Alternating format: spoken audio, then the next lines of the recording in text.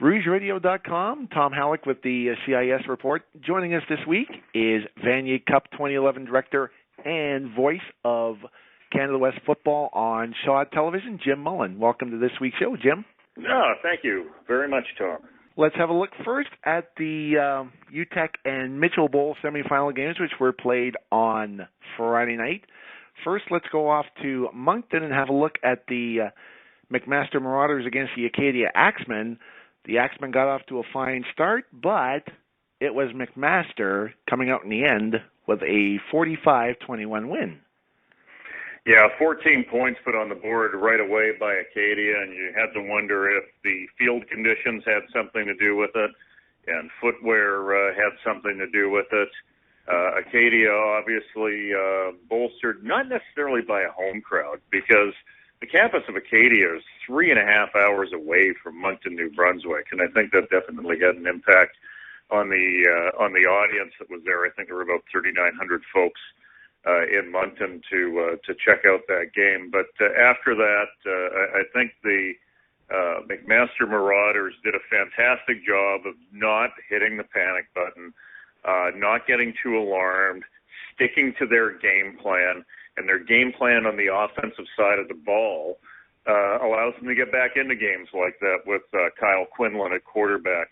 I really think that Kyle Quinlan would have been the favorite for the Heck Creighton Award. And I'm a big Billy Green fan out here on the coast, but I think he would have been the favorite if he had played every game and didn't get into those off-field troubles that led to a 3-game suspension. I think Quinlan's probably the best pure passer in the CIS right now. I think he showed it when he needed to in that game in Moncton, and I think that actually bodes well for a fairly entertaining Vanier Cup. And I think the reason for that is quite simple with McMaster, is that running is kind of an afterthought with this team. They are going to live and die by the pass, and if there is one way that you can challenge the defense of the Laval Rouge et Or, it is through the air. Yes, indeed. McMaster did outgain Acadia by a total of 629 yards to 352, including a 265-95 edge in rushing yards. Yeah, I think the rushing yards kind of kicked in once the Acadia defense was out there for a little too long. I think by the time we were about midway through the third quarter of that game, you saw a lot of hands on hips, so that allows you to go back to the running game, burn the clock down, kind of grind it out, really by halftime. And it's somewhat remarkable. I think they put 24 points up in the second quarter. The game was over by halftime. And the reason it's remarkable is when you let your opposition put 14 up and you can swing it around that quickly, it tells you just how potent of an offense that you have in terms of finding the end zone. And a huge momentum swing it was. Now let's go to the Mitchell Bowl, which was played at McMahon Stadium in Calgary. Turns out it was a very cold evening out in Cowtown, minus 23 with more than a little bit of blowing snow in the air. Laval, it was just like the Uteck Bowl. The home team got off to a good start. However, the visitors would rally in a huge way. Yeah, that's right. Ty Noble opened things up scoring-wise for the Calgary Dinos with a pick six returned from the hands of Bruno Prudhomme, the fifth-year quarterback for the Laval Rouge et Or. But after that, the Rouge et Or made adjustments. Another team that once again stuck to their game plan, and by the time the second quarter came around, they worked a really good mix with Sebastian Levesque coming out of the backfield. And an impressive receiving core. I wouldn't say that they're necessarily the superstar receiving core, but they're big, they're physical, and they're competent. When it's thrown in their direction, they can secure the football, and they did so in that wind chill of minus 25. They were solid, led by Julian Fioli-Godino and Seydou Junior Haidara. I was very impressed with the way that the Laval Rouge et Or, just like the McMaster Marauders, kept their composure through the first quarter, regrouped, got their game together, in the second quarter. I think for the Calgary Dinos, it was pretty simple, is that they're just a bad matchup against Laval.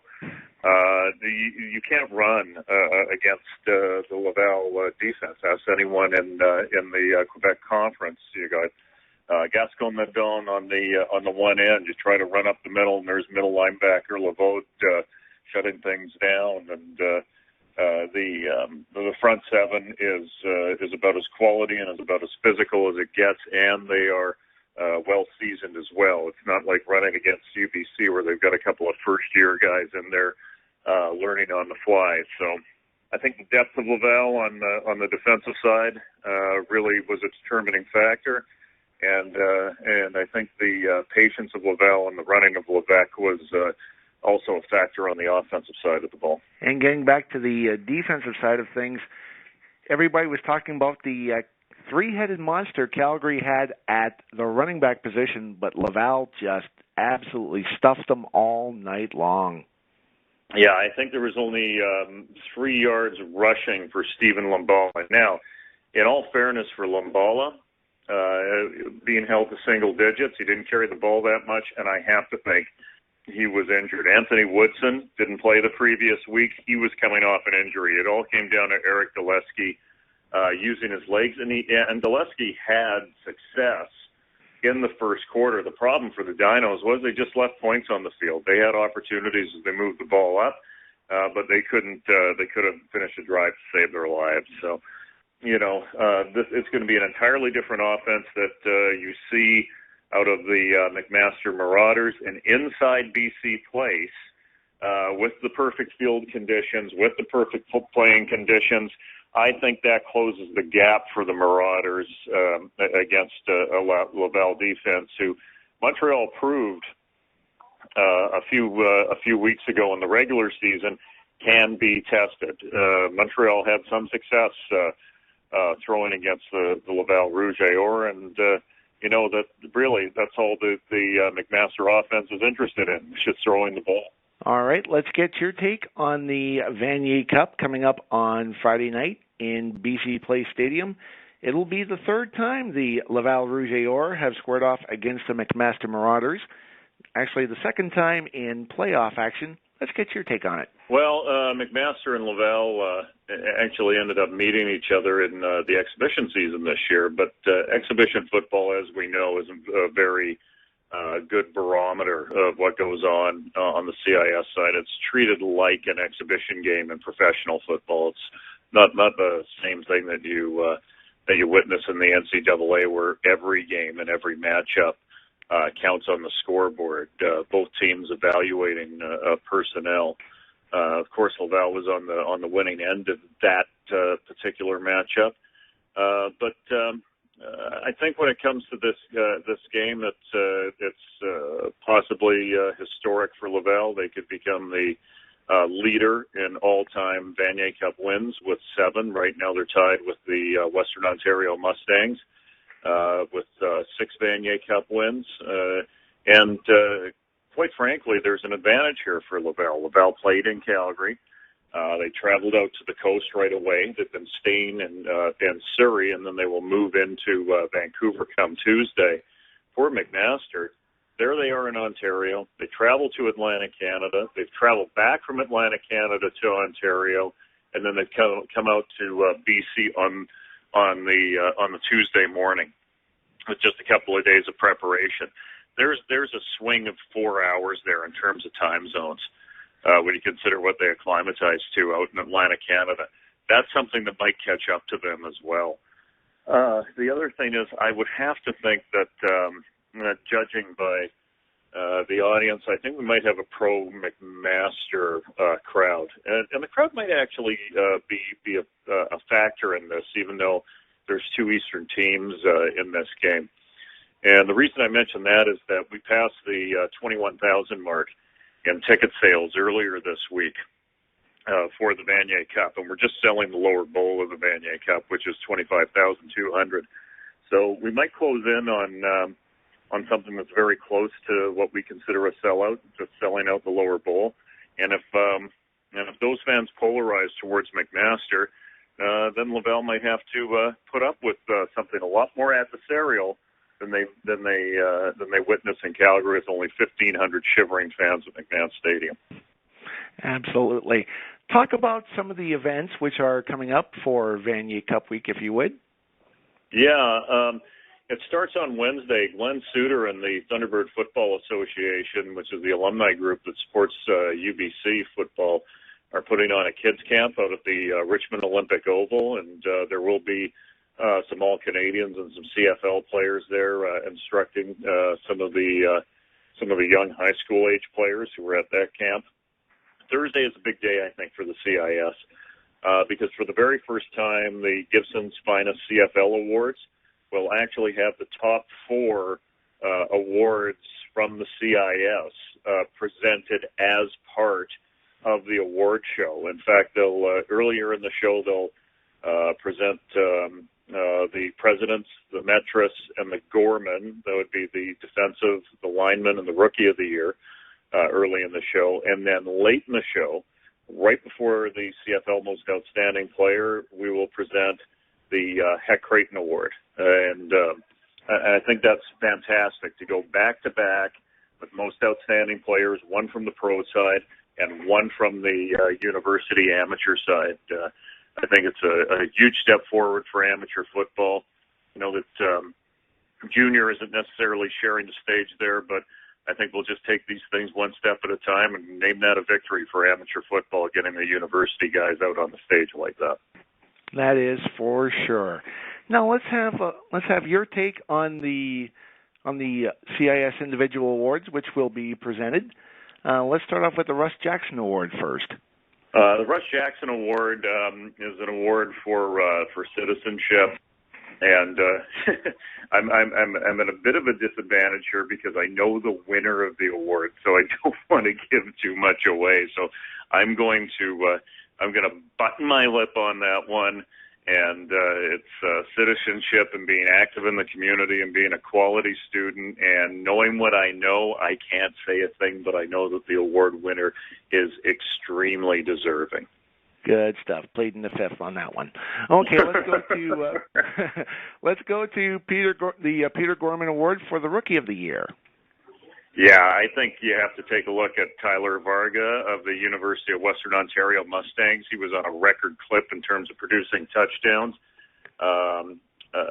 Although there is an outside shot here for an upset when you take a look to the Quebec Conference with Jeremy Doyon-Rock, the outstanding quarterback that was a Golden Ball Award winner out of CEGEP for 3 years running before he moved up to the Sherbrooke Verayor. So it's down between Rock and Varga, and I would have to pick Varga. All right, let's have a look at the J.P. Metris Award for the Outstanding Lineman of the Year. Well, I'm going to ask you, I'm going to throw it back to you. When you take a look at those names, what stands out to you there? I'm liking just from what I've seen on Friday night, Arnaud Gascon-Nadon of Laval, and I've seen Akeem Hicks from Regina play a couple times this year. I have been very impressed with him. Yeah, you know, the thing about Hicks is that he had Stephon Charles play beside him. And, I think the toughest decision coming out of the Canada West was between Hicks or Charles, because both of them were extremely impressive to me, sometimes for different reasons. I think Hicks is a very physically imposing individual. He was recruited heavily by LSU, and the recruiting things went sideways, and he ended up going through community college and ended up in Canada. In some ways, I think his passport, being American, might actually work against him. But Gascon-Nadon is probably my favorite in this, simply because of the pressure that he can bring from the end position. And you're absolutely right. On the Friday night, he certainly proved in spades how much of a shutdown guy he was against that University of Calgary offense that was trying to run in his direction, but couldn't find much space. Let's move over to the President's Trophy, the Defensive Player of the Year. Well, personally, I like Sam Hurl, but Caron out of Concordia will also, I think, get a look.